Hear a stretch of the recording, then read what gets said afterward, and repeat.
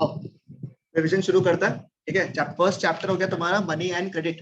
ठीक है, जिसके बारे में अपन स्टार्ट करेगा अच्छे से।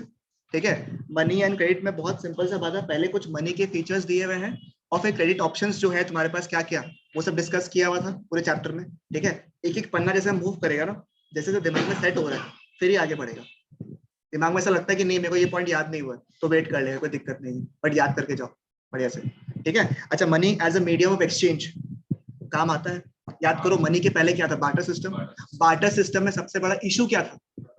Lack of double coincidence of bonds. जो हमको चाहिए वो एग्जैक्टली दूसरा वाला को चाहिए जरूरी नहीं है, क्योंकि वो क्या था? C to C economy. C to C मतलब कमोडिटी टू कमोडिटी इकोनॉमी। ठीक है, और मनी आते ही ये बड़ा प्रॉब्लम को सॉल्व किया, because money acts as a medium of exchange, क्योंकि ये हम लोग का डेली लाइफ का एक अच्छा खासा पार्ट है। ठीक है, it acts as a medium of exchange. क्यों? बिकॉज इट कैन बी, जिसके पास भी पैसे हैं, सॉरी, जिसके पास भी पैसे हैं वो इजीली इसको एक्सचेंज कर सकता है फॉर एनी अदर गुड। देखो क्या लिखा हुआ है, the use of money spans a large part of our everyday life, it is widely used as a medium of exchange. अब पहला लाइन याद करने की दरकार नहीं है, आप लोगों को समझ में आ रहा है ना? आप एकदम फिल्टर आउट पढ़ो। ठीक है, एग्जाम के हिसाब से क्या लिखा हुआ है? It is widely used for a medium of exchange. क्यों क्यों क्यों? Because persons holding money can easily exchange it for any other commodity or service that he or she might want। अपने लैंग्वेज में क्या लिखेगा कि भैया मनी को हम लोग यूज कर सकता है एज अ मीडियम एक्सचेंज। क्यों? क्योंकि किसी के पास भी अगर पैसा हो, you can use it as a what. ठीक है, उसको खरीदने के लिए, सर्विसेज लेने के लिए हम लोग काम में ले सकते। समझ में आया आपको? ठीक है, बार्टर सिस्टम को हम लोगों ने प्यार से क्या बोला? C2C सिस्टम भी बोला था। इसमें क्या? It refers to system in which goods and services are exchange with what? Goods and services without the use of money. मतलब गुड्स के बदले गुड्स या फिर सर्विसेज के बदले सर्विसेज या फिर गुड्स के बदले सर्विसेज अगर आप लोग ले रहे हैं उसको क्या बोलेगा हम लोग? बार्टर सिस्टम या तो C2C इकोनॉमी। और इसमें पैसा का यूज नहीं हो रहा था, इसकी वजह से कौन सा प्रॉब्लम आया? Double coincidence of bonds. ठीक है, यानी कि जो वो बेच रहा है एग्जैक्टली हमको खरीदना हो जरूरी नहीं है। और मनी, इसकी वजह से क्या फायदा हुआ कि मनी सबसे पहला क्या है? लीगलाइज है बाय द गवर्नमेंट। अब कुछ भी हो सकता था as a medium of exchange, but money क्यों इतना इफेक्टिव है? क्योंकि सबसे पहला चीज क्या है? गवर्नमेंट ने उसको लीगलाइज कर दिया है कि भैया इसको आप आराम से यूज करो, कुछ भी दिक्कत हुआ तो हम खड़ा है। And it is also use as a medium of exchange, measure of value of goods and services. यानी कि 3 पॉइंट यहाँ पे हम लोग को मिला। Basically these are 3 functions of money. अगर आपको फंक्शंस ऑफ मनी में भी बोला तो ये पॉइंट्स भी आप डाल सकते हो। क्या क्या बोला? नंबर 1, ठीक है, it is what? Legalize by the government, इनका प्रॉपर स्टैंडर्ड वैल्यू है। नंबर 2 क्या बोला? It is a medium of exchange. And number 3 क्या है? It provides a value of goods and services. समझ में आया? तो मनी हेल्प्स टू क्या है? इसमें एक अच्छा क्वेश्चन बन सकता था याद आपको कि मनी आने की वजह से डबल कोइंसिडेंस ऑफ बॉन्ड्स का जो प्रॉब्लम था वो कैसे सॉल्व हुआ? वो कैसे सॉल्व हुआ? मनी आने की वजह से क्या फायदा हुआ आपका? मनी का खुद का वैल्यू तो नहीं है, बट क्योंकि इसको गवर्नमेंट ने रिकॉग्नाइज किया है, ठीक है, मीडियम ऑफ एक्सचेंज है, इसको अपन स्टोर कर सकता है, इसकी वजह से जो प्रॉब्लम था किसका? Lack of double coincidence of bonds, उसका प्रॉब्लम सॉल्व हो गया। तो पहला क्वेश्चन दिमाग में सेट हुआ, तो 3 पॉइंट दिमाग में है, उसी को लिखना है आपको यहाँ। ठीक है, और फायदा क्या है मनी का? कि money is used as a medium of exchange even though. ये क्वेश्चन, दूसरा क्वेश्चन याद है आप लोगों को? पहला क्वेश्चन तो ये आया कि मनी ने किस तरीके से डबल कोइंसिडेंस ऑफ बॉन्ड्स का प्रॉब्लम को सॉल्व किया। लिख लोगे आराम से, चलेगा बिल्कुल यहाँ तक। ठीक है, दूसरा क्वेश्चन जो आ सकता है कि मनी का खुद का वैल्यू तो है नहीं, बट फिर भी इसको हम लोग as a medium of exchange use करते हैं। क्यों? बिकॉज इसको गवर्नमेंट ने क्या किया? ऑथराइज किया है। स्पेसिफिकली कौन? आरबीआई ने। आरबीआई फॉर्म कब हुआ था? 1934 में। एंड नेशनलाइज कब हुआ आपका? 1949 में। आरबीआई करेंसी इशू करता है और कोई भी इंसान उस पैसे को यूज करने से मना नहीं कर सकता, एक्सेप्ट करने से मना नहीं कर सकता। तो क्या बोलेगा अपन? गवर्नमेंट ऑथराइज कर रहा है। स्पेसिफिकली कौन? आरबीआई। आरबीआई फॉर्म और नेशनलाइज हुआ इतना तारीख को। ठीक है, और आरबीआई इंडिया में खाली आरबीआई ही करेंसी इशू करता है। ठीक है, और कोई भी इंसान इसको रिफ्यूज नहीं कर सकता। That is why even though money का खुद का वैल्यू नहीं है, स्टिल इसको as a medium of exchange use किया जाता है। पहला पन्ना में कोई दिक्कत बताओ? रीड कर लो अपने, जिसके पास नोट्स है फटाफट कर लो फटाफट, दिमाग में सेट कर लो। अगर नोट्स है तो नोट से रीड कर लो, यहाँ से दिक्कत होगा पढ़ने में। दूसरा कॉपी में अरे लेके आना चाहिए, दोनों के पास में नहीं है। ठीक है, लो फुली भी थोड़ा वो ठीक करवा लिया, ये तो लैंप में इतना इशू होता ना। फटाफट एकदम, हाँ फास्ट बोला ना।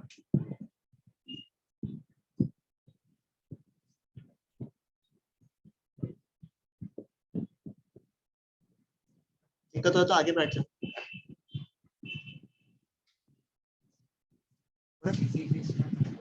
Commodity to commodity system, C2C economy, मतलब मनी आने से पहले C2C इकोनॉमी था, मतलब सामान के बदले सामान, सर्विस के बदले सर्विस वाला चीज।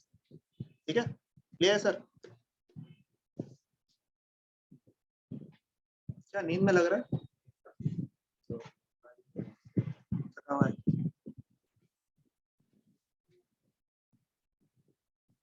तुम्हारा सेंटर कहाँ गिरा? बारिश ही मारे वो वाला ना।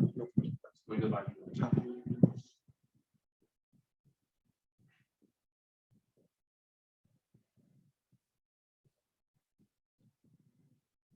नीचे करें,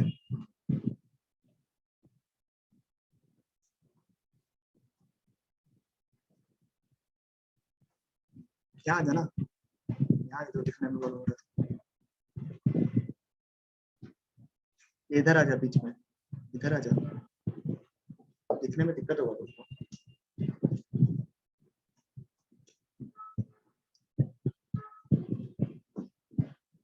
मतलब नोट्स यहाँ कर लो, फिर जाके जब बैठेगा ना तब क्वेश्चंस देख लेना, खाली फटाफट हो जाएगा खत्म।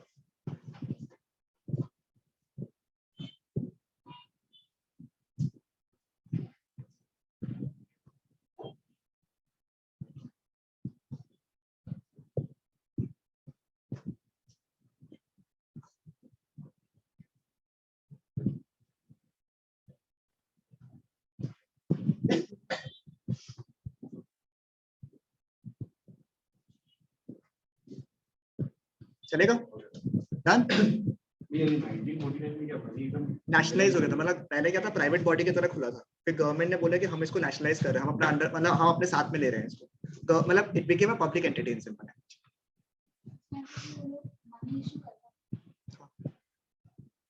मेनली पहले नहीं, पहले तो वो गोल्ड सिल्वर यूज होता था ना, उसके बाद में पेपर नोट्स कॉइन्स आना शुरू किया, तब आरबीआई का पावर था भरने में, नहीं तो पहले तो गोल्ड सिल्वर का ही पावर था। अगर मुझे कौन सी ईयर में मनी लीगलाइज नहीं हुआ था, मनी लीगलाइज नहीं, आरबीआई नेशनलाइज हुआ था 1949, मतलब बेसिकली उसको गवर्नमेंट एंटिटी का पावर दिया गया था। मनी तो काफी साल से आया हुआ है ना, स्पेसिफिकली मनी साल कौन सा साल से आया तो बोलना बहुत मुश्किल है। 1935 एक्ट के थ्रू फॉर्म हुआ 1934 में, प्रॉपर्ली आया कब? 1935। ठीक है, इतना कंफ्यूजन नहीं पूछेगा तुम लोग को, वेयर देयर इज थोड़ा सा एम्बिग्यूटी रहता है ना हल्का सा, वैसा नहीं पूछता है। नहीं आएगा, एम्बिग्यूटी वाला नहीं पूछेगा, सेफ रहेगा वो लोग, because both ways it is correct. अगर इस तरह लिख दिया बाय एक्ट 1934 तब भी करेक्ट है, तुम लिखिएगा 1935 तब भी करेक्ट है, it is not wrong in any way. 1949 में हुआ। ठीक है, चलेगा? नेक्स्ट फंक्शंस ऑफ मनी, बहुत बेसिक फंक्शंस है, एक है प्राइमरी फंक्शंस, दूसरा है आपका सेकेंडरी फंक्शन। प्राइमरी फंक्शन में दोनों टॉपिक आप लोगों को पहले से ही आता है, क्या क्या है? Medium of exchange and major of value. Mind you, इसके अंदर का अगर लिखने बोलेगा सक जाएगा ना, मीडियम ऑफ एक्सचेंज समझ में आ जाएगा। मेजर ऑफ वैल्यू क्या है? कोई भी सामान देश में हो उसको अपन मेजर कर सकता है, किसमें? पैसों में, करेंसी में अपन मेजर कर सकता है। तो इसका 2 लाइन लिखना आना चाहिए आप लोग को, अंदर का अगर फंक्शंस आ गया तो वो 2 लाइन आना चाहिए कि कैसे यूज हो रहा है ये चीज। ठीक है, सिर्फ 2 लाइन बस, बाकी आप लोग अपना इंग्लिश लिख लेना उसमें। ठीक है, सेकेंडरी फंक्शन में दो था। नंबर 1 क्या था? Deferred payment. डेफर्ड पेमेंट का मतलब आपने आज सामान खरीदा, आप पेमेंट बाद में भी कर सकते हैं। Basically you can defer the payment, you can postpone the payment. ठीक है, और नंबर 2 क्या था आपका? स्टोर ऑफ वैल्यू, मतलब कि हम जो मनी है उसको लंबे टाइम तक स्टोर कर सकता है ना, जैसे डिजिटलाइज्ड हो गया। अभी तो कोई ऐसे लाइफ स्पैन में नहीं है, जैसे पहले नोट वगैरह था कि खराब वगैरह हो गया तो चेंज कराना पड़ता था, अब तो डिजिटल करेंसी हो गया, धीरे धीरे क्या हो गया, लाइफ स्पैन क्या हो गया और भी बढ़ गया। ठीक है, चलेगा बिल्कुल यहाँ तक क्लियर है? 4 पॉइंट बोला मैंने। प्राइमरी फंक्शंस में क्या क्या? 2 मेजर क्या क्या है? Medium of exchange and major of value. ठीक है, इसमें तुम वो स्टोर ऑफ वैल्यू भी लिख सकता है, तुम इसमें स्टोर ऑफ वैल्यू भी लिख सकता है आराम से, बात एक ही है, मेजर ऑफ वैल्यू या स्टोर ऑफ वैल्यू बिल्कुल सेम। ठीक है, नंबर सेकेंडरी फंक्शन में क्या है तुम्हारा? Deferred payment and store of value. चलेगा? क्लियर है बिल्कुल? नहीं, major of value store of value अलग अलग है, सॉरी। मेजर ऑफ वैल्यू का मतलब है कोई सामान को आप मेजर कर सकते हो आराम से। ठीक है, मेरा गलती है। ठीक है, मैंने क्या बोला? कोई भी सामान को आप मेजर कर सकते हो। एग्जांपल, इस हार्ड डिस्क का तुम एक वैल्यू मेजर कर सकता है, ये हो गया मेजरमेंट ऑफ वैल्यू। ठीक है, और स्टोर ऑफ वैल्यू हो गया जो तुम्हारा डिजिटल करेंसी है, तुम्हारा करेंसी इन जनरल है, उसको तुम स्टोर करके रख सकता है अपने पास। ठीक है, दोनों में डिफरेंस, सॉरी। ठीक है, क्लियर है बिल्कुल यहाँ तक? पक्का 100%? मॉडर्न फॉर्म ऑफ मनी क्या है तुम्हारा? It includes currency, paper notes, coins. इसमें आप डिजिटल करेंसी भी लिख दो तब भी चलेगा आंसर, ये एकदम कॉमन सेंस वाला क्वेश्चन है, कोई दिक्कत का बात नहीं है। ठीक है, 14 banks were nationalised in 1960। And 8 और हुआ था कब 1980 में, ठीक है, दैट मींस टोटल में कितना हुआ 22, और अभी कितना फिलहाल है 19, ठीक है। This can be asked for 1 mark का क्वेश्चन, इसका चांस बहुत कम है, इसका चांस बहुत कम है, क्योंकि आपका 1 मार्क का क्वेश्चन जनरली आज रहा पूछ रहा नहीं है, because it is already completed in term 1, ठीक है। वो कर सकता है बट मुश्किल है ये वाला क्वेश्चन, मतलब ये नहीं चाहिए। एक तो ओरिएंटल बैंक ऑफ कॉमर्स या कुछ था, yes bank is a private bank, ठीक है। चौदह बैंक नेशनलाइज हुआ था 1980 में, 1960 में, 8 बैंक हुआ 1980 में, टोटल अभी के टाइम में कितना नेशनलाइज्ड है 19, ठीक है। नॉट दैट इंपॉर्टेंट, ठीक है, ये सब data is not that important, ठीक है। अब सुनो ना, जब हम लोग बात करते हैं बैंक्स का, ठीक है, एक तो हो गया, हम जब पैसा के बारे में बात करते हैं, सॉरी मनी के बारे में जब हम लोग बात करते हैं, एक तुम्हारा मनी हो गया कौन सा, जो तुम्हारे हाथ में रहता है in the form of currency वगैरह। दूसरा मनी वाला पार्ट कौन सा है आपका, डिमांड डिपॉजिट्स विद बैंक या फिर डिपॉजिट्स विद बैंक, ठीक है। अब डिमांड डिपॉजिट्स मैंने बोला और डिपॉजिट विद बैंक बोला, मैंने दो चीज बोला आपको। मेनली मनी की अगर बात करें हम लोग तो कौन सा डिपॉजिट आता है, डिमांड डिपॉजिट आएगा या कोई भी डिपॉजिट आ जाएगा।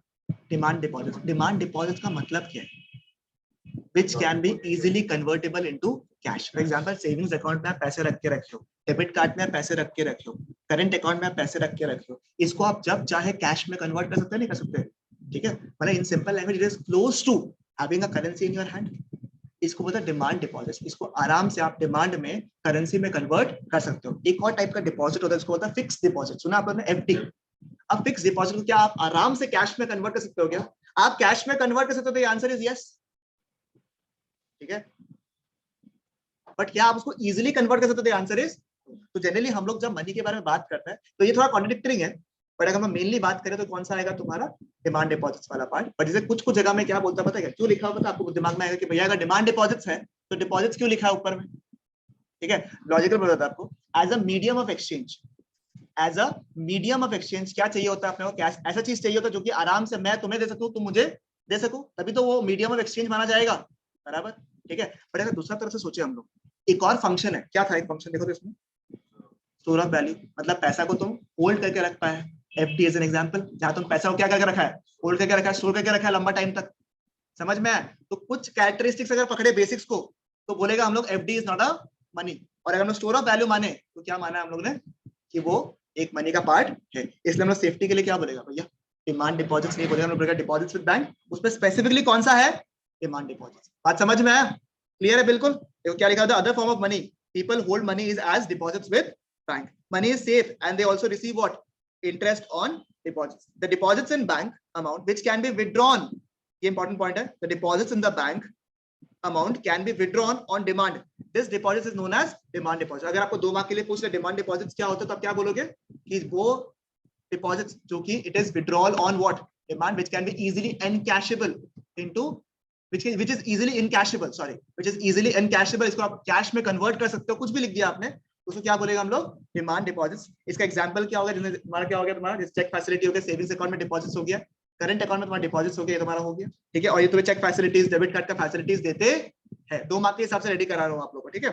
The facility of checks against demand deposits make it possible to directly settle payments without the use of cash. मतलब आप एक अकाउंट से दूसरे अकाउंट में ट्रांसफर कर सकते हो without the use of cash, ठीक है। बात समझ में आया। तो इस पूरे पन्ना में अगर मैं आपको इंपॉर्टेंट बताऊं तो ये पहला फंक्शंस वाला पार्ट हो गया ऊपर वाला, एंड लास्ट का टॉपिक हो गया जो कि है डिपॉजिट्स विद बैंक। बीच वाला पार्ट को आप लास्ट मोमेंट में खाली ऐसे ऊपर से ट्रिजल करके देख लेना, इतना इरेलेवेंट नहीं है, because ultimately they not check ना कि तुमको कितना डेटा याद है, ठीक है, समझ में, क्योंकि already you have other subjects जहां पे डेटा बहुत चाहिए आपको, ठीक है। हिस्ट्री पक्का क्लियर है बिल्कुल। एक बार फंक्शंस देख लो फटाफट, और लास्ट टॉपिक में मैं होल्ड कर दूंगा आपका, ये पहले ये खत्म कर लो, तो एक बार इन टॉपिक्स को देख लो फटाफट, देखो मैं 1 मिनट दे रहा हूँ खाली।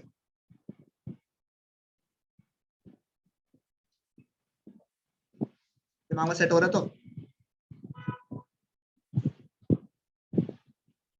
एग्जाम कब खत्म हो रहा है,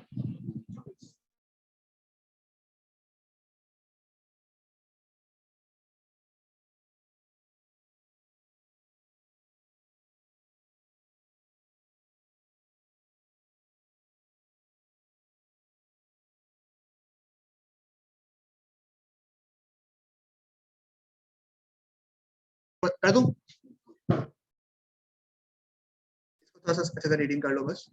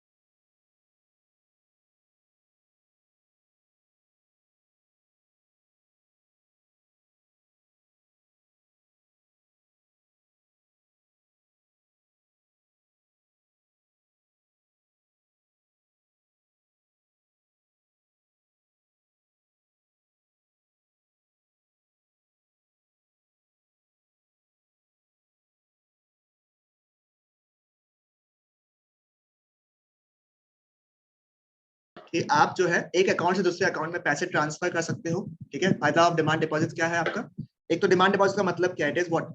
विड्रॉएबल ऑन डिमांड। क्या यहाँ पे देखो, it is withdrawable on demand या फिर it is easily convertible into cash. ठीक है, इसमें क्या ऑफर मिलता है आपको? चेक फैसिलिटी का, डेबिट कार्ड, क्रेडिट कार्ड का फैसिलिटीज आपको मिलता है इसमें। और इसमें फायदा क्या है कि आप पैसे को एक अकाउंट से दूसरे अकाउंट में ट्रांसफर कर सकते हो without the use of cash.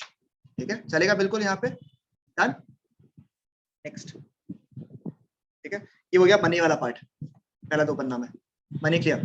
ठीक है, खत्म। अभी दूसरा वाला पार्ट कौन सा था आपका? क्रेडिट वाला पार्ट, वो कर लेते हैं हम लोग। क्रेडिट वाला पार्ट में क्या है? बैंक्स का रोल आता है बीच में।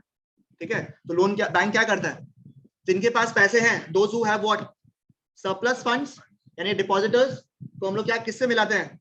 जिनको पैसे चाहिए। तो जिनके पास पैसे है, सरप्लस फंड्स है, उनको किससे मिलाते हैं हम लोग? जिनको पैसे चाहिए। ठीक है, तो banks mediate, they act as an intermediary between those who have funds, basically surplus funds, and those who are in need of funds which are known as borrowers. बात समझ में आया आपको? क्लियर है बिल्कुल? लोन में क्या लिखा हुआ देखो तो, लोन क्या है ultimately? It is an agreement. ठीक है, बहुत बहुत basic definition, I know that, but exam के लिए रेलेवेंट है। ठीक है, लोन में क्या लिखा हुआ? It refers to an agreement in which the lender supplies the money in exchange of what?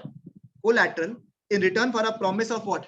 Future payment. याद करो आप लोग, कोई भी पैराग्राफ बड़ा होता है उसको अपन डिवाइड कर देता है बीच में टॉपिक में। क्या लिखा हुआ? It is an agreement. सबसे पहला क्या है? आपस में हम लोग क्या कर रहे हैं? एक एग्रीमेंट कर रहे हैं। क्या चीज एग्रीमेंट कर रहे हैं हम लोग? कि एक इंसान दूसरा इंसान को क्या देगा? पैसे देगा। पैसे ऐसे दे देगा या कुछ बदले में लेगा?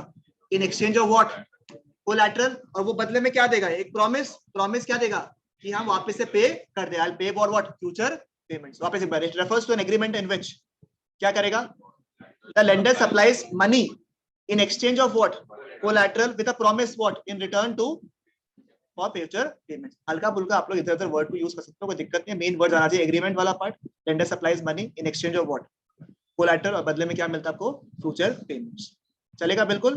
ठीक है, और बैंक्स क्या करता है उसकी वजह से? अपने जो डिपॉजिट्स उसको मिलता है, याद है आप लोग को एग्जांपल वो सीआरआर एसएलआर वाला पार्ट याद है तुमको? वही देखो, banks keep a small portion from the deposits and major portion वो क्या करता है? They extend as loans.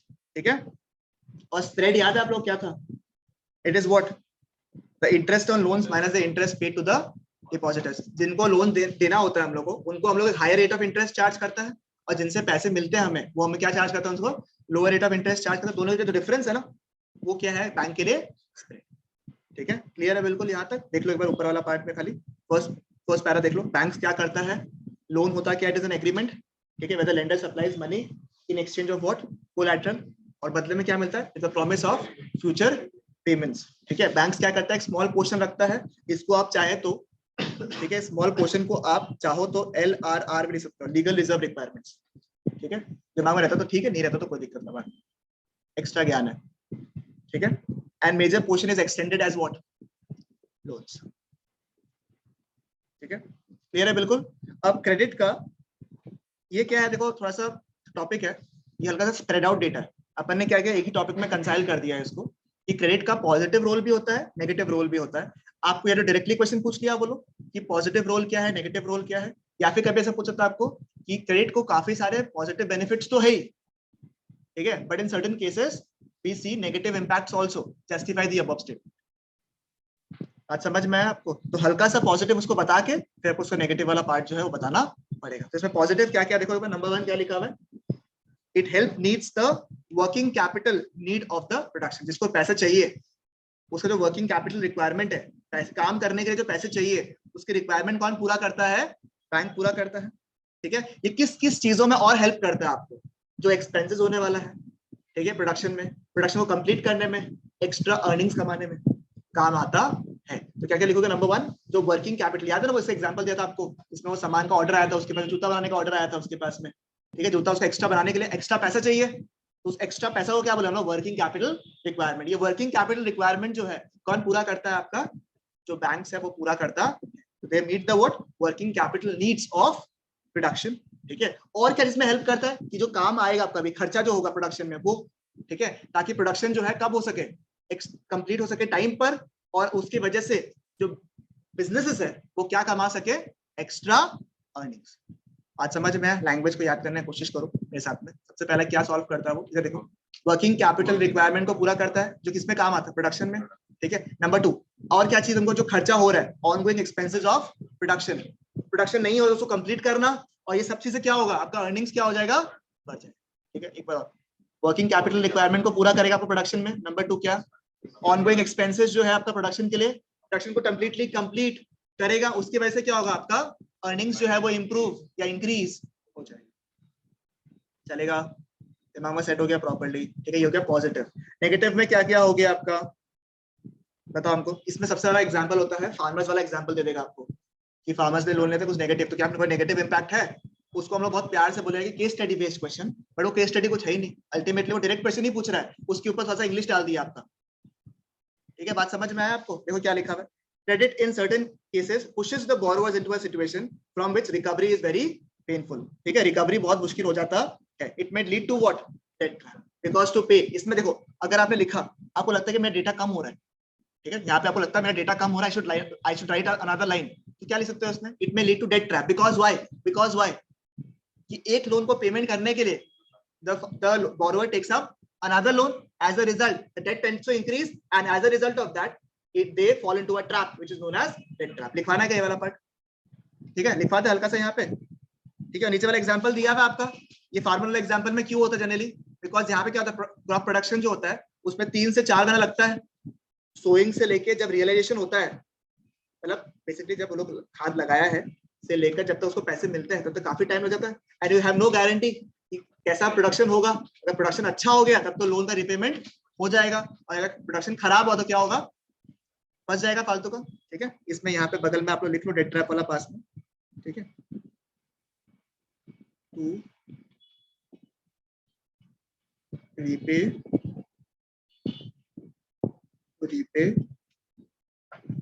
existing loan,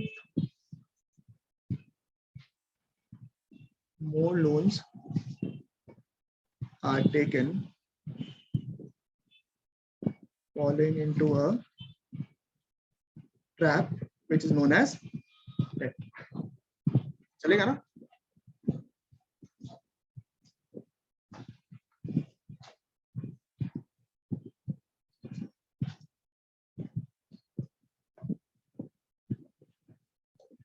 ठीक है,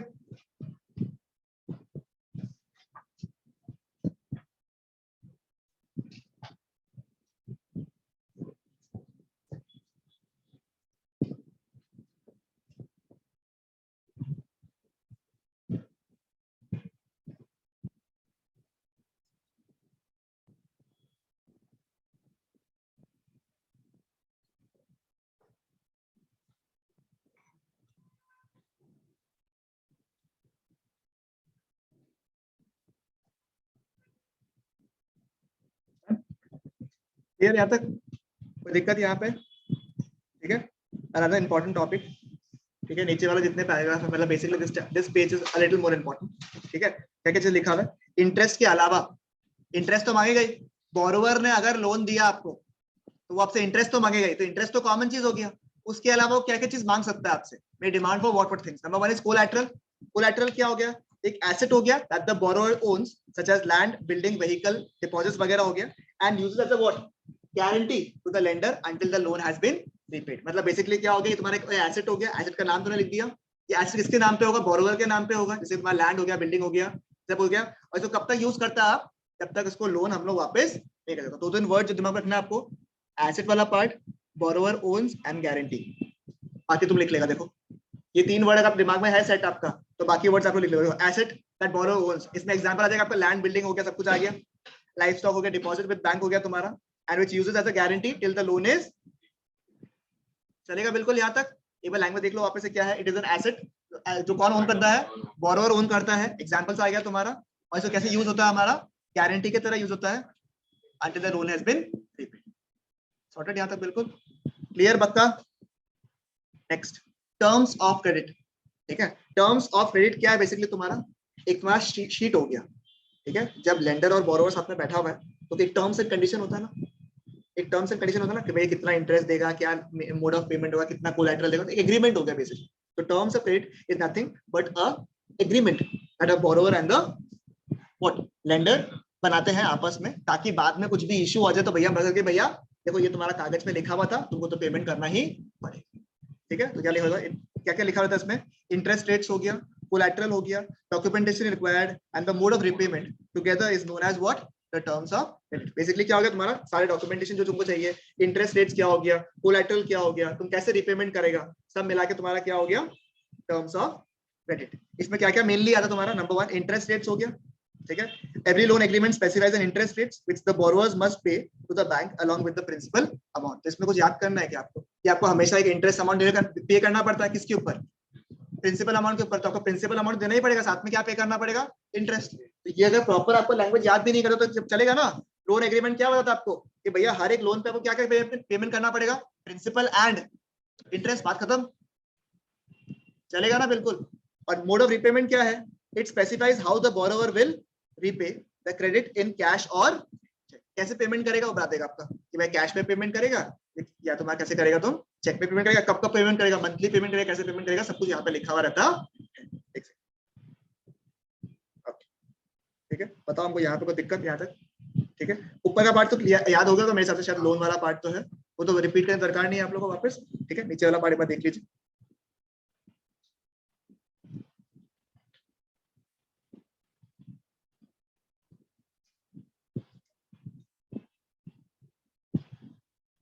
दिक्कत नहीं हो रहा ना,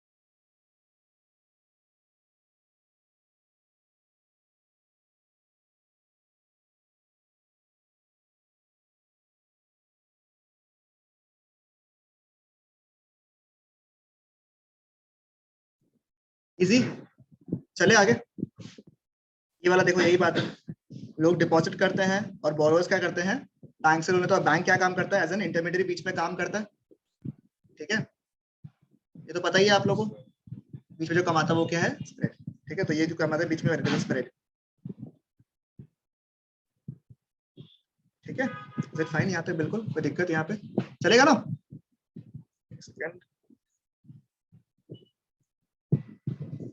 ठीक है, extension of the point, medium of exchange का जो क्वेश्चन था उसी को मैंने थोड़ा सा अच्छे से लैंग्वेज में यहाँ पे लिख दिया आप लोग के लिए।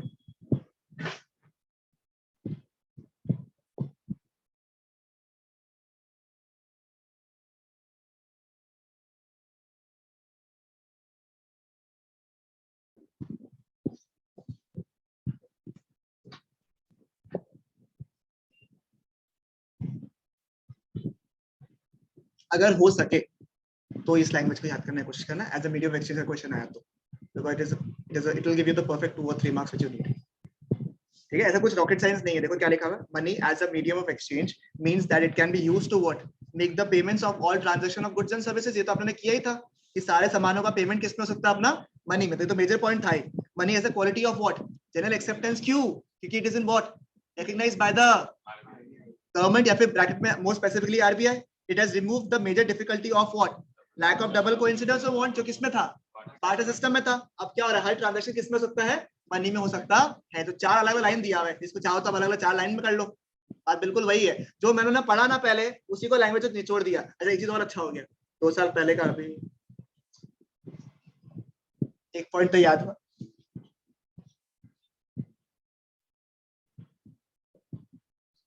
आज तक ऐसा कोई बात नहीं कि बोर्ड जो तो तुम लोग दुखी दुखी रहेगा सब।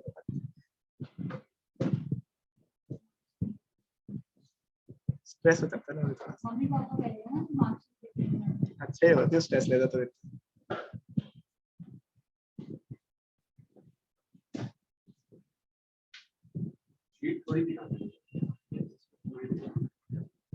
If you have a grievance, तुमको लगता है कि तुम्हारा कम मिला, तुमको ज्यादा मिलने से तो टेंशन होता ही नहीं कभी। कम मिलने से होता है। तुम चाहे तो वापस से you can go for recheck.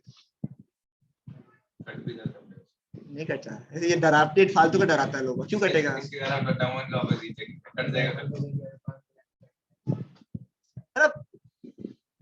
तुम एक बात सोचो, खुद ही सोच समझ के डालेगा ना, ऐसा तो है नहीं कुछ भी डाल देगा। ठीक है, देखो चलेगा, ये दिमाग में सेट हो गया। ओके, अब next formal sources of credit. 2 तरीके का रहता है आपका, एक हो गया फॉर्मल सोर्सेज ऑफ क्रेडिट, दूसरा क्या हो गया इनफॉर्मल। फॉर्मल में क्या तुम्हारा टर्म्स एंड कंडीशंस प्रॉपर्ली होगा, इंटरेस्ट रेट्स कंपैरेटिवली क्या होगा, कम होगा। बैंक जनरली तुम्हारा क्या करेगा, रेगुलेट करेगा। कोलैटरल किसमें रहेगा, फॉर्मल में। ऐसे पॉइंट्स दिमाग में सेट करवा रहा हूं, बाकी रीडिंग करेंगे अपन प्रॉपर्टीज, बट समझ में क्या आ रहा है, प्रॉपर टर्म्स एंड कंडीशन किसमें होगा, फॉर्मल में। इंटरेस्ट रेट्स किसमें कंपैरेटिवली कम होगा, फॉर्मल में। ठीक है, फिर उसके बाद कोलैटरल किसमें ज्यादातर होगा, ठीक है, सिक्योर्ड कौन ज्यादा होगा, फॉर्मल वाला। इनफॉर्मल में चलेगा, इजी किसमें होता है लोन लेना, इनफॉर्मल। कोलैटरल किसमें नहीं चाहिए, इनफॉर्मल में। ठीक है, मिलना मुश्किल किसमें है, फॉर्मल में, है ना। मिलना मुश्किल क्योंकि डॉक्यूमेंटेशन बहुत चाहिए होता है, तो लोन मिलना फॉर्मल सेक्टर में जरूर कम चांसेस रहता है। ठीक है, इंपॉर्टेंट क्वेश्चन है formal credit and informal credit वाला पार्ट। ठीक है, it includes what, loans from banks and cooperatives. ठीक है, ओके रुको, उसके पहले ये वाला टॉपिक करने से पहले ये कर लीजिए। ठीक है, डिफरेंसेस हमने जो पॉइंट्स किया वही है। ठीक है, देख लीजिए एक बार। The work under the supervision of RBI. इसमें कोई ऑर्गेनाइजेशन नहीं है, बिकॉज क्यों, गवर्नमेंट रेगुलेटेड है। कौन सा, फॉर्मल ऑर्गेनाइजेशन। ठीक है, लो इंटरेस्ट रेट तो हमने डिस्कस कर ही लिया। Second point, rules and regulation किसका फॉलो करता है, फॉलो करता है गवर्नमेंट का। The answer is yes. ठीक है, इसमें कोई भी फॉलो नहीं करता है। डेट ट्रैप पे फंसने का चांसेस किसमें कम है, फॉर्मल में। इसमें तो फंसता ही है लोग बाग। कोलैटरल वगैरह किसमें चाहिए, फॉर्मल में। इनफॉर्मल में नहीं चाहिए। रेट ऑफ इंटरेस्ट जनरली किसमें चार्ज करता है लोग, इंटरेस्ट उसमें बेसिस में, ईयरली बेसिस में। इसमें कैसे चार्ज करता है आपको, मंथली बेसिस। ठीक है, अब लोन अगर आप ले रहे हो फॉर्मल क्रेडिट में, तो वो बताना पड़ेगा कि भैया लोन क्यों चाहिए तुमको, पर्टिकुलर पर्पस बताओ हमको। ठीक है, जनरली प्रोडक्शन पर्पस के लिए। यहाँ पे क्या है, कोई भी रीजन के लिए आपको लोन मिल सकता। ठीक है, देखो दिमाग में कैसे सेट करेगा आप लोग। सबसे पहले वो रेगुलेशन वाला पॉइंट है। ठीक है, सबसे पहले क्या लिखा हुआ है, रेगुलेशन किसके अंडर रहता है, आपका गवर्नमेंट का। और रेगुलेट करता कौन है, फॉर्मल को, आरबीआई। 2 पॉइंट आ गया, पॉइंट ए एंड सी। देखो रेगुलेशन का पॉइंट्स हो गया ना 2 point A and C, regulation का पॉइंट हो गया। एक में क्या बोला, रूल्स एंड रेगुलेशंस कौन फॉलो करता है, फॉर्मल क्रेडिट किसका, गवर्नमेंट का। और वो मेन फॉर्मेशन करने वाला कौन है, आरबीआई। तो आरबीआई क्या करता है, सुपरवाइज करता है किसको, फॉर्मल क्रेडिट को। यहाँ पे दोनों ही नहीं करता है। फिर 2 है इंटरेस्ट रेट्स के ऊपर। देखो एक बार के लिए क्या लिखा हुआ, एक में किसमें, लो इंटरेस्ट रेट्स, और यहाँ देखो ईयरली इंटरेस्ट रेट। देख रहे हैं आप लोग यहाँ पे। एक हो गया आपका ये वाला, क्या था आपका, रेगुलेशन वाला पार्ट गवर्नमेंट। दूसरा क्या होगा, इंटरेस्ट रेट्स। इंटरेस्ट रेट किस पे कम है, और ईयरली कौन चार्ज करता है आपका, फॉर्मल। ठीक है, इसमें कैसे चार्ज करता है आपका, मंथली। चलेगा आपका पक्का। इसमें कोलैटरल चाहिए, तो इसमें कोलैटरल नहीं चाहिए, तो इसकी वजह से डेट ट्रैप में फंसने चांसेस किसके ज्यादा है, इनफॉर्मल सेक्टर। चलेगा ना बिल्कुल यहाँ तक, पक्का 100%। ठीक है, इतना points are more than sufficient. 5-6 point अपने दिमाग में सेट कर लिया, 6 पॉइंट्स तो हो ही गया। रेगुलेशंस के ऊपर 2 पॉइंट, इंटरेस्ट के ऊपर 2 पॉइंट, फिर क्या था आपका, डेट ट्रैप वाला पॉइंट, कोलैटरल वाला पॉइंट, खत्म। ठीक है, ऊपर में हम लिख देते फटाफट एक बार। क्या क्या था आपका,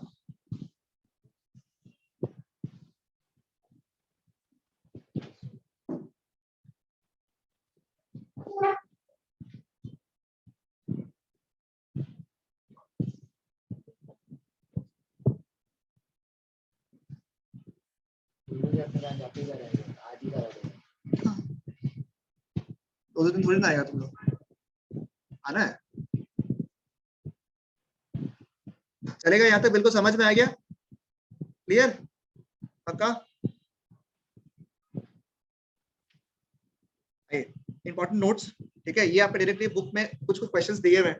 ठीक है, कि आपको पता होगा फॉर्मल सेक्टर को सुपरवाइज कौन करता है, आरबीआई। ठीक है, आरबीआई सुपरवाइज करता है इसको, किस हिसाब से सुपरवाइज करता है, देखो एक बार के लिए। RBI supervises the functioning of the what, formal sources of loan. ठीक है, विद द फॉर्म ऑफ वो कैश रिजर्व, याद है आपको, सीआरआर, कैश रिजर्व रिक्वायरमेंट्स वाला पॉइंट जो लिखाया था उन्होंने, ये भैया जैसे ऐसे रेगुलेट करता है कि जो भी डिपॉजिट्स बैंक के पास आता है उसमें से एक पोर्शन कौन मांगता है, आपका आरबीआई मांगता है। ठीक है, ताकि क्या, ताकि उनके पास हमेशा एक सेफ्टी फंड रहे, कुछ भी इश्यूज हो गया तो भैया उनके पास पैसे हैं उसको ठीक करने के लिए। उस सेफ्टी फंड को क्या बोलते हैं हम लोग, सीआरआर, कैश रिजर्व रिक्वायरमेंट्स। ठीक है, RBI sees that the bank give loans not just to profit making businesses but also to the small cultivators. आपको पता था ना, जितना भी लोन का जो लोगों को देना पड़ता है उसने कुछ कुछ पार्ट डिवाइड किया हुआ है आरबीआई का, कि इतना परसेंट लोन तो आपको इसको देना पड़ेगा, इतना परसेंट इसको देना पड़ेगा, इतना परसेंट आपको एमएसएमई को देना पड़ेगा, स्मॉल इंडस्ट्रीज को, इतना आपको फार्मर्स को देना पड़ेगा। तो इस तरह से कैटेगराइज किया हुआ रहता है। मैंने आपको इसलिए बताया था आपको कि आजकल लोग बैंक्स नहीं खोलकर एनबीएफसी से सब खोलते ज्यादातर, ताकि उनके ऊपर कोई रेगुलेशन नहीं है इस तरीके का। ठीक है, और लास्ट पॉइंट क्या लिखा हुआ देखो, periodically banks have to submit what, information to the RBI on how much they are lending to whom at what interest rates। ठीक है, क्या क्या लिखा हुआ आपका, देखो रोल 3 पॉइंट लिखा हुआ है। नंबर 1 क्या लिखा हुआ है, कि वो सुपरवाइज करता है the functioning of the formal services of loan with the help of what, example क्या लिखेगा तुम, सीआरआर, कैश रिजर्व रिक्वायरमेंट्स। ठीक है, वापस एक बार, it helps in the supervising what, the functioning of the formal sources of loans. Examples क्या है आपका, कैश रिजर्व रिक्वायरमेंट्स। नंबर 2 क्या है, आरबीआई देखता है कि बैंक्स जो है सिर्फ प्रॉफिट मेकिंग एंटिटीज को ही लोन ना दे, स्मॉल एंटरप्राइजेस को भी लोन वगैरह दे। ठीक है, और नंबर 3 क्या है, इसको रेगुलेट करने के लिए क्या करना पड़ता है बैंक्स को, उनको एक सबमिशन देना पड़ता है, किसका, इंफॉर्मेशन का, आरबीआई को, कि भैया तुमने कितना लोन दिया, किसको दिया, किस इंटरेस्ट रेट पे दिया, उसके प्रॉपर आपको सबमिट करना पड़ता है। 3 पॉइंट वापस है, it helps in the functioning of the what, formal sources of loans, example CRR. Number 2 क्या है, आरबीआई इंश्योर करता है कि लोन किसको ना दे, वो खाली प्रॉफिट मेकिंग को, बट बदले में और किसको किसको दे, स्मॉल एंटरप्राइजेस हो गया, सबको दे। नंबर 3 क्या है आपका, ठीक है, submit information to the what, RBI on how much you are lending to whom at what interest rates. ठीक है, बात समझ में आया आपको, क्लियर है बिल्कुल। यहाँ तक 3 फंक्शंस ऑफ आरबीआई इंपॉर्टेंट, क्योंकि इसमें डायरेक्टली क्वेश्चन बन रहा है। देखो फंक्शन ऑफ द आरबीआई, जैसे आप में से पूछ सकते हो, one of the most important pillars when it comes to banking industry is the Reserve Bank of India. Enumerate या फिर टेल अस और highlight certain important roles of the RBI। आज समझ में आया आपको, क्लियर है बिल्कुल यहाँ तक। इंटरेस्ट रेट्स क्या होता है जनरली तुम्हारा, formal sector tend to charge, ये तो तुमको आता ही है। ठीक है, तो दरकार नहीं रीड करने का, ठीक है, या भी रीड करने दरकार नहीं है आपको, चलेगा, कि उसमें ऑलरेडी कवर हो गया आपका पीछे वाला पॉइंट में। ठीक है, ओके, ठीक है, मतलब ये वाला ऐसे है। चलो ठीक है, डिस्कस कर लेते हैं हम लोग। देखो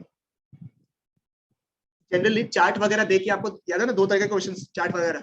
ठीक है, चार्ट में क्या दिया हुआ देखो तो बाकी कि लोन्स जब देता है तो कमर्शियल बैंक अभी भी कितना लोन दे रहा है आपका, 25%। डेटा अगर आपको दे दिया, डेटा अगर आपको दे दिया इस तरीके से, और बोलेगा एनालिसिस करो डेटा को, तो कैसे लिखोगे आप लोग कि कमर्शियल बैंक कितना लोन चार्ज, कोऑपरेटिव ये कितना दे रहा है, अभी भी खाली 50%, और अभी भी अच्छा खासा पोर्शन ऑफ लोन्स कौन दे रहा है, money lenders, relatives and friends, that means informal sector. ठीक है, अब in comparison to informal sector, interest कौन कम चार्ज करता है? Formal sectors higher interest rate charge करेगा तो हायर रिपेमेंट करना पड़ेगा, मतलब हाथ में पैसा कम बचेगा, ज्यादा बचेगा, कम बचेगा, अल्टीमेटली उसकी वजह से कम प्रोडक्शन होगा, कम प्रॉफिट्स होगा। बात समझ में आया?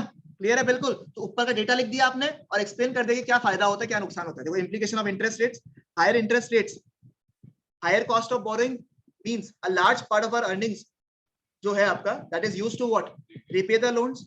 इसकी वजह से क्या, कभी कभी ऐसा हो सकता है कि amount to be repaid is more than the income of the borrower. इसकी वजह से क्या होता है, debt trap. Hence, the banks and cooperatives need to lend more. Cheap and affordable credit is crucial for the country's development. ये जो last point में याद नहीं करना आपको, लास्ट पॉइंट जो लिखा हुआ है ना वो याद नहीं करना है, उससे क्वेश्चन बनता है। बात समझ में आ रहा है ना? Cheap and affordable credit is a need for country's development by the formal sector, justify. बात समझ में आया? बिकॉज क्योंकि बैंक्स जो है, सॉरी इनफॉर्मल सेक्टर जो है, they charge what, lower rate of, sorry informal sector charges a higher rate of interest. As a result क्या होता है तुम्हारा, जो तुम्हारा amount to be repaid is higher. इसकी वजह से क्या होता है, कभी कभी ऐसा होता है तुम्हारा इनकम से ज्यादा क्या हो गया, रिपेमेंट अमाउंट। इसकी वजह से तुम किसमें फंस जाएगा, डेट ट्रैप में। बात समझ में है? तो अवॉइड दिस, बैंक को क्या करना चाहिए, लोन और बढ़ा देना चाहिए अफोर्डेबल रेट्स में, ताकि डेट ट्रैप का सिचुएशन थोड़ा सा कंपैरेटिवली कम हो सके। ठीक है, रीड कर लीजिए फटाफट, कोई डाउट तो बताओ। हो रहा है ना आराम से, सेट हो रहा है प्रॉब्लम दिमाग में एकदम अच्छे से?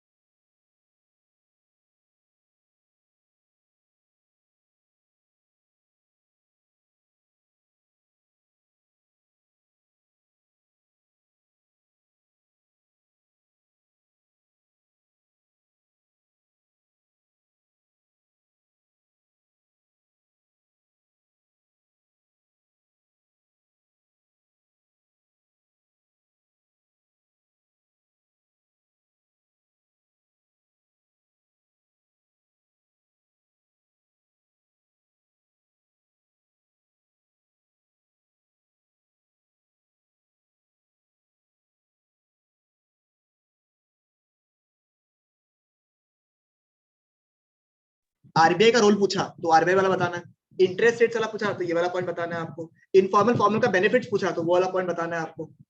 बात समझ में आया ना आपको? बैंकिंग के इन जनरल फंक्शन पूछा तो वो तो आपका वो वाला पॉइंट हो गया कि पैसा लेता है पैसा देता है वाला पार्ट हो गया तुम्हारा। ठीक है, बात समझ में आया आपको? खाली क्वेश्चन को आइडेंटिफाई कर लो, आंसर आप लोगों को आता है। हाँ,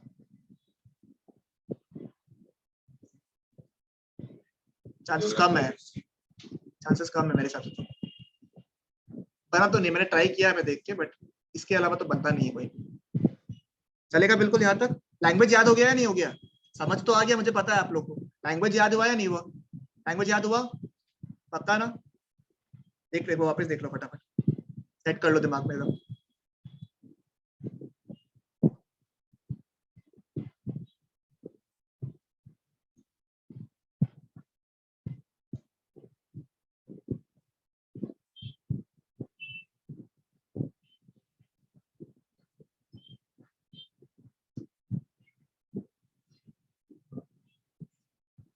इसके बाद दो टॉपिक और इंपॉर्टेंट है, वो रूरल एरियाज वाला जो टॉपिक है वो, और एसएचजीज वाला पॉइंट जो है, ये दोनों इंपॉर्टेंट है। एसएचजीज जो है सेल्फ हेल्प ग्रुप्स करना है रीड, हाँ एसएचजीज इंपॉर्टेंट है।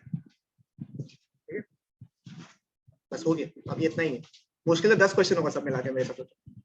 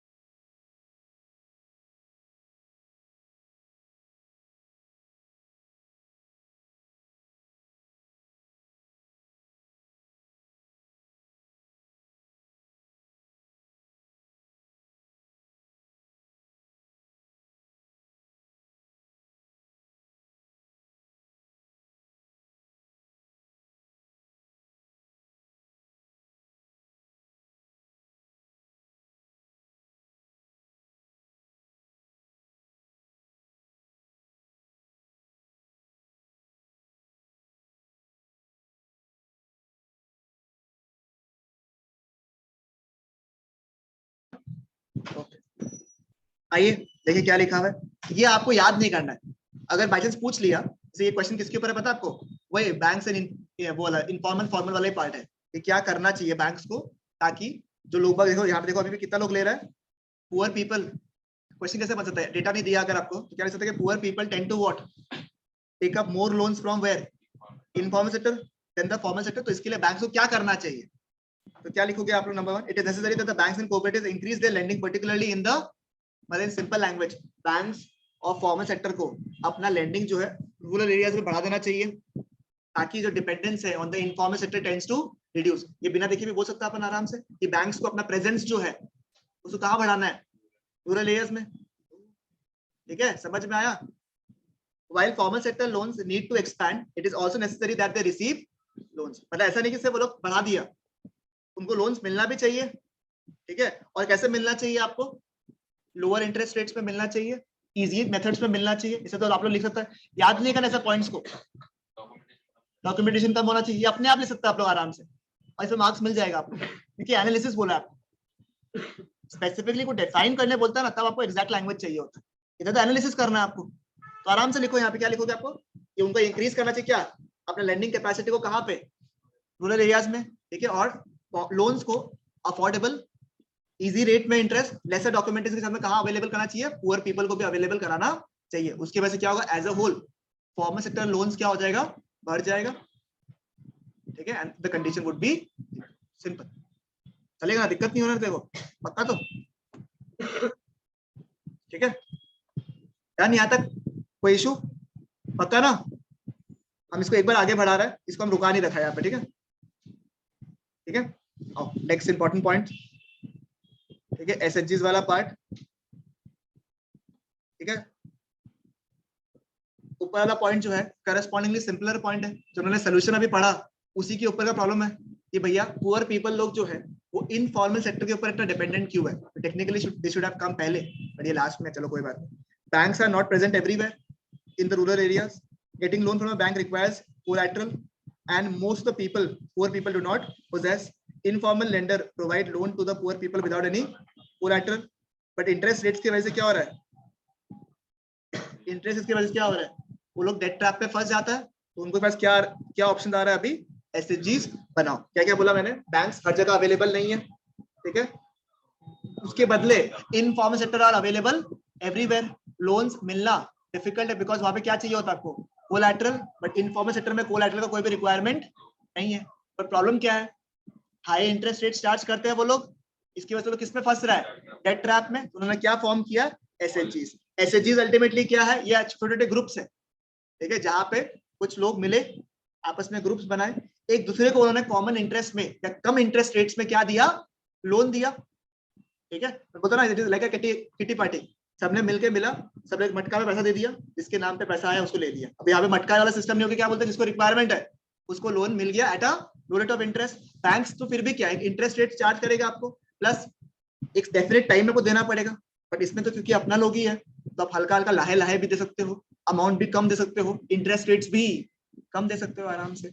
आप एग्जाम्पल को मशीनरी खरीदना है, एक इंसान का मशीनरी खरीदना बहुत डिफिकल्ट काम है, बट वो पूरा ग्रुप खरीद के रखे और आपके यूज के हिसाब से आप कर लो, तो आपके लिए सस्ता भी पड़ रहा है, और एक सॉर्ट ऑफ एक्सेसिबिलिटी भी बढ़ गया आपका। ठीक है, दिस इज व्हाट एसएचजीज डज। ठीक है, देखो क्या लिखा, एसएचजीज are informal groups of people who come together to address what, the common problems. One important characteristics of एसएचजीज is the idea of what, mutual support, people help what, each other। इसमें tractor वाला example हो गया आपका। एसएचजीज is a community based group with 10 to 25 members. चलेगा बिल्कुल। इसमें अगर हो सके आप लोग, एक सेकंड रुको, हो सके नहीं हम लोग करके जाते हैं। ठीक है, तो शायद एक पॉइंट इसमें मिस किया हुआ है।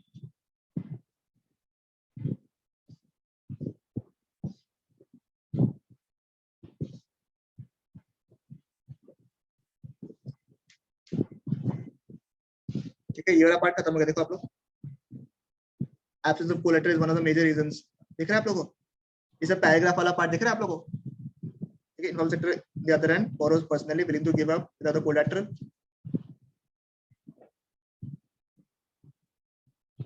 15 to 20 मेंबर्स दिख रहा है आप लोगों को, ये वाला पार्ट एसएचजीज में। ठीक है, they collect their savings।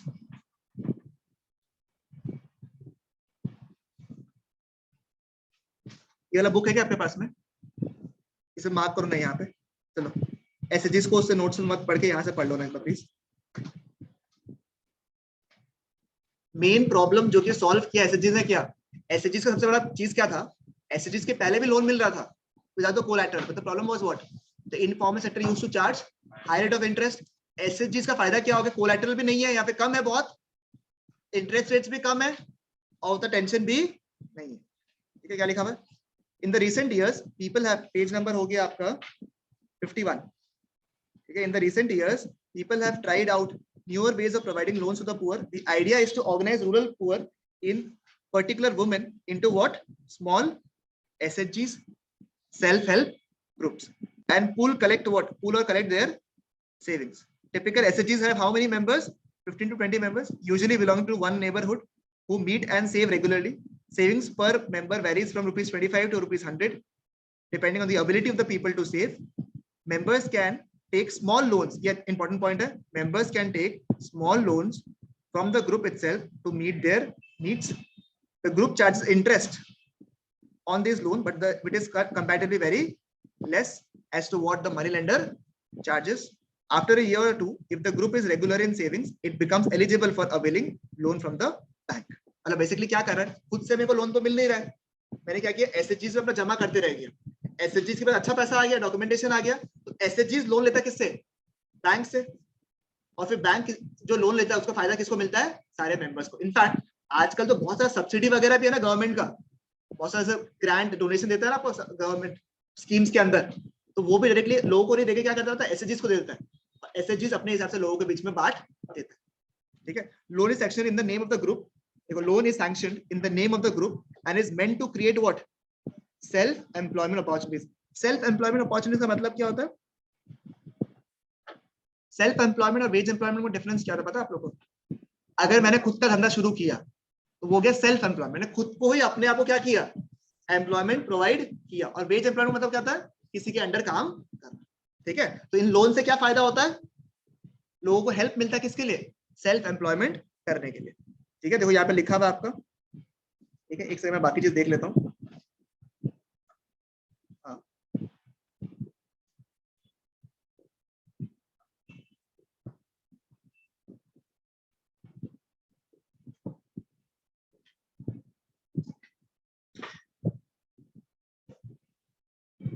ठीक है, इसको रीड करना पड़ेगा ये वाला पैराग्राफ को भी, ये वाला पार्ट सब लोग इग्नोर कर सकते हो, ये वाला।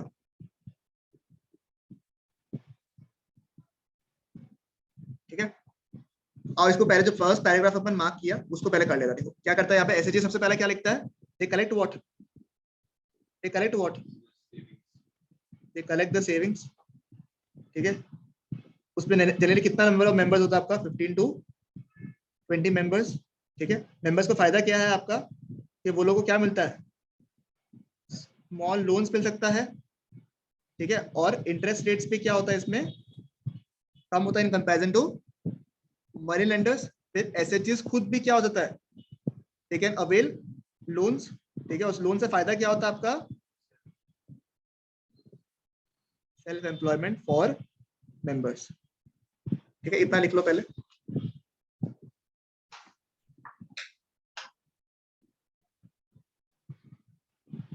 दिमाग कोशिश करो यहाँ दे देना, ठीक है, आप लोग दिमाग में ट्राई करना, दिमाग में रखने का set. They collect the savings or they pull the savings together. How many members in general are there? 15 to 20 members. ठीक है, the members can take what? Small loans and उसका interest rates क्या होता है, कम होता है in comparison to money lenders. ठीक है, फिर SHGs क्या करेगा, they can avail what? Loans from the bank. इसकी वजह से क्या होगा, members को फायदा मिलेगा and they can create what? Self employment for the members. ठीक है, चलेगा। फिर क्या लिखा है, most of the important decisions regarding the savings and loan activities are taken by the, इस कौन लेता है ये सब डिसीजंस, ग्रुप मेंबर्स लेगा आपका। The group decides as regards the loan to be granted, the purpose, amount, interest वगैरह सब कुछ। ठीक है, और ग्रुप ही रेस्पॉन्सिबल किसके लिए है, रीपेमेंट ऑफ लोन। अगर किसी एक इंसान ने लोन नहीं भी दिया तो पूरा का पूरा बाकी मेंबर्स लोग चढ़ेगा उसके ऊपर कि भैया लोन दो लोन दो लोन दो, तो बैंक को हेडेक नहीं लेके क्या हो रहा है, उसकी जगह में कौन हेडेक ले रहा है, ग्रुप ले रहा है। इसकी वजह से बैंक खुश होगा ही नहीं होगा लोन देने में, बराबर। इसलिए एसएचजीज को लोन मिलता है कभी कभी विदाउट अ कोलैटरल आल्सो। ठीक है,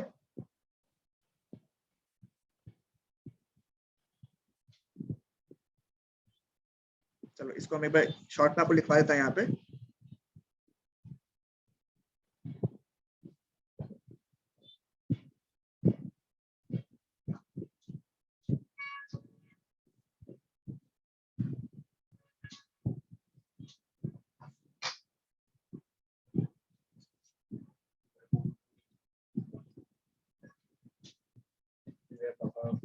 हाँ,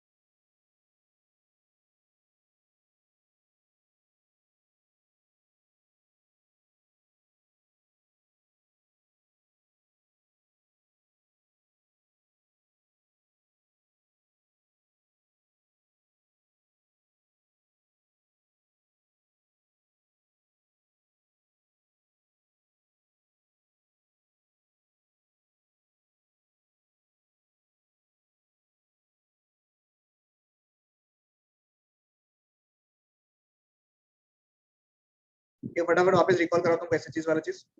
एसएचजीज फॉर्म क्यों होता, ताकि they can pool the savings. यानी मेंबर्स कितना होता है, 15 से 20 मेंबर्स क्या ले सकता है, small loans whose interest rates are lower in comparison to the money lenders.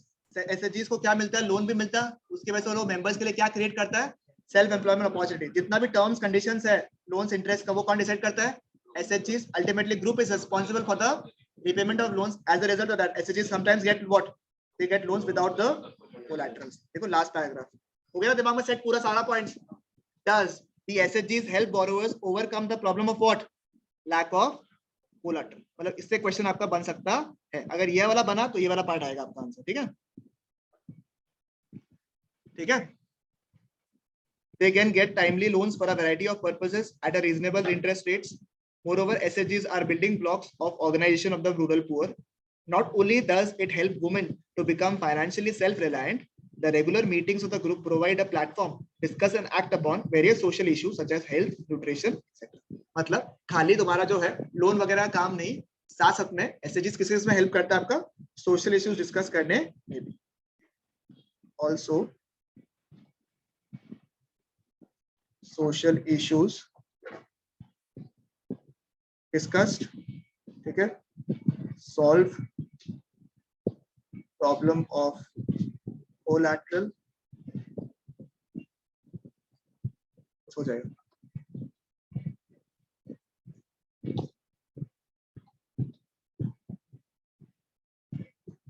चलेगा, ठीक है। एक बार लास्ट रिकॉल कराता हूँ उनको फटाफट, क्या क्या है एसएचजीज वाला पॉइंट। ठीक है, सबसे पहले क्या था आपका, they pool the savings, number of members 15-20, interest जो चार्ज करता है लोन्स में वो लोग को लोअर रेट। उसके बाद क्या होगा आपका, लोन अवेल कैसे था, किससे किससे, बैंक से, और उसकी वजह से क्या फायदा होता है, सेल्फ एम्प्लॉयमेंट। उसके बाद इंटरेस्ट रेट सब कुछ कौन चार्ज करता है, ग्रुप चार्ज करता है, डिसाइड कौन करता है, ग्रुप डिसाइड करता है। Group is responsible for the repayment of loan, और इसकी वजह से क्या होता है, एसएचजीज को लोन मिलता है तो कोलैटरल। इसकी वजह से उन्होंने जो कोलैटरल का प्रॉब्लम था उसको सॉल्व कर दिया। इसके साथ में क्योंकि लोग मिलते हैं आपस में, they also solve what, various different social issues. चलेगा बिल्कुल यहाँ तक सॉर्टेड, बिल्कुल यहाँ पे परफेक्ट डन चैप्टर प्रॉपर्ली। ठीक है, मनी एंड क्रेडिट, ठीक है, हुआ नहीं अब तक के लिए।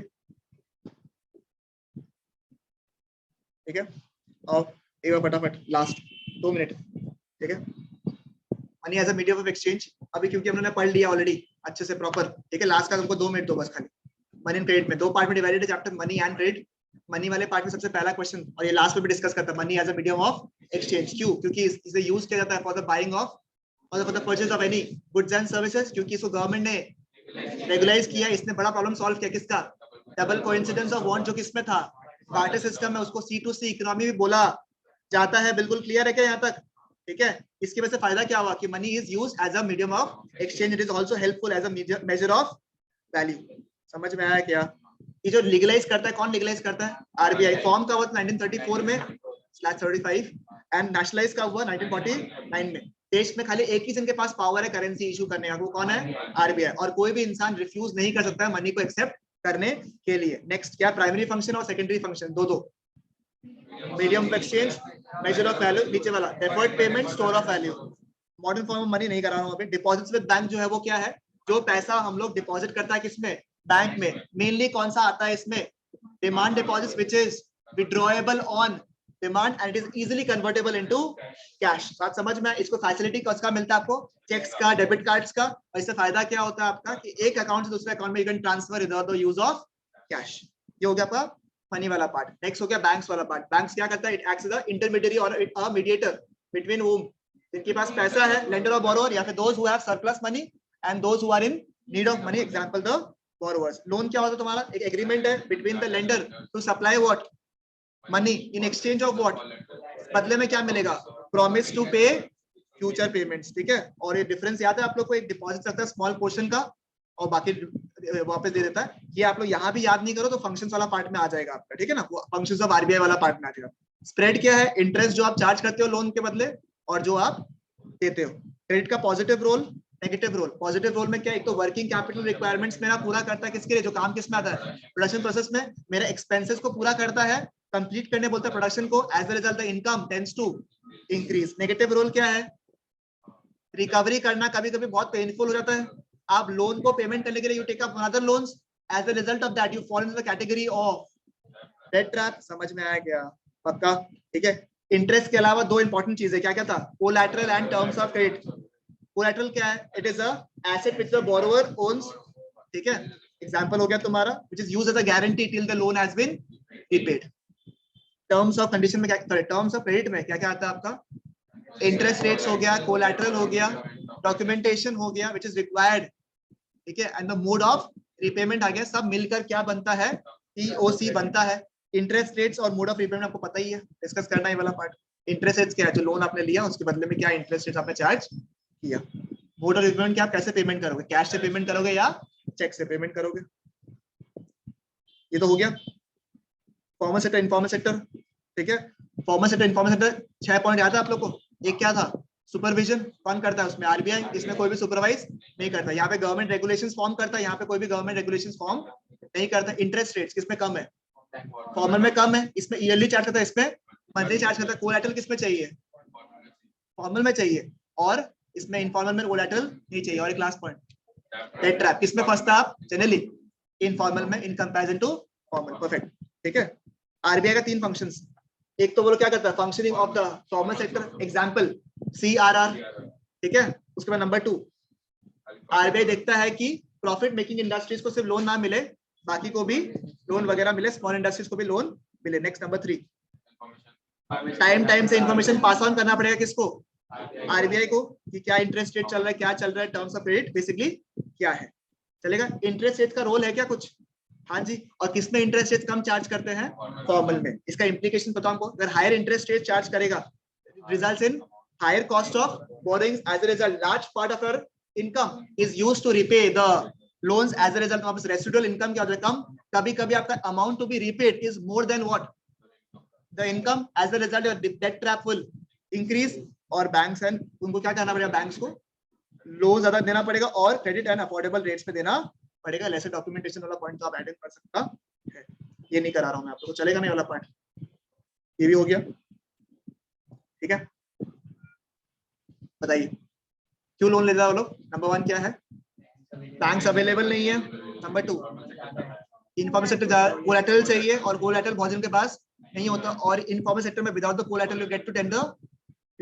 You generally tend to get the loans but problem क्या है, इंटरेस्ट रेट बहुत हाई है, एज अ रिजल्ट तुम किस में फंस जाता है, डेट ट्रैप। इसकी वजह से क्या आया, एसएचजीज अभी हमने किया ही था, क्या था वो, इन्फॉर्मेशन सॉरी छोटे ग्रुप्स है जो फॉर्म करते हैं for a collective what they pool the what savings, 15 से 20 मेंबर्स जनरली रहता है। और क्या था पॉइंट,